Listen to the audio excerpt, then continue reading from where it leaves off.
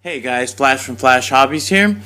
Today I'm going to show you how to lock the diff on the two-wheel drive Traxxas.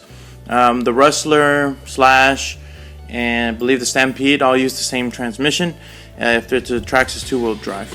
And we're going to be using JB Weld for this project. And as you can see, it says strength 3960 psi.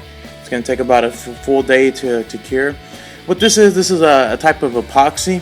And basically once it hardens, it's almost as hard as steel, so this should definitely lock all the gears. So for this project, I'm just going to use this scrap piece of cardboard that I have. I cut a cup because you're going to have to mix the JB Weld, and you're also going to need to remove all the screws from the back of your housing.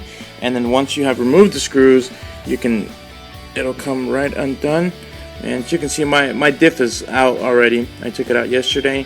I tried the silly putty method and it just didn't work. It locked the gears, but it wasn't hard enough. I need all the power to transfer to one side because this is the transmission that's on my trophy truck. Okay, and this is the two-wheel drive diff. Disclaimer, before you do this, understand that JB Weld will ruin the inside of your diff. Once you put that stuff in there and it cures, there's really no way to take it out, and you will have to replace the whole entire thing. But let's continue. So basically, I removed the 4 screws here from the diff. I cleaned off the grease and stuff just to make it easier on me. Usually when you open it up, there'll be 4 gears. They look like this. There are a lot of, I think they're called planet gears if I'm not mistaken, and they're just stacked inside. So I'll just go ahead and put those back in. I just wanted to clean off all the grease and everything, make sure there's no type of reaction. I don't know if there will be, but I just don't want to risk it. Alright, so all the gears are inside. And I apologize in advance if you hear like any bells or cats crying. They're actually just playing around my stuff like they always do. So what we're going to do is we're going to do a little bit of this one and a little bit of this one.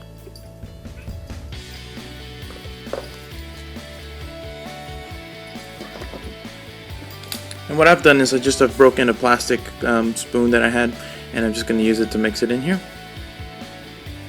And what you want to try to do is make sure that it all mixes in together, and you'll start seeing it swirl. You'll start getting should get a cohesive color of like a kind of a grayish color. And also, depending on how much you use, you might get like a smell out of it. And also, just in case I didn't mention, you can get JB Weld at Lowe's, Home Depot, some auto parts stores. But for the most part, I get a lot of my stuff from Home Depot, and it was like $5.70 or something like that, maybe under $6 with tax. So now I'm going to go ahead and start pouring it into the diff. I can already see that I don't have enough, but you can always mix more.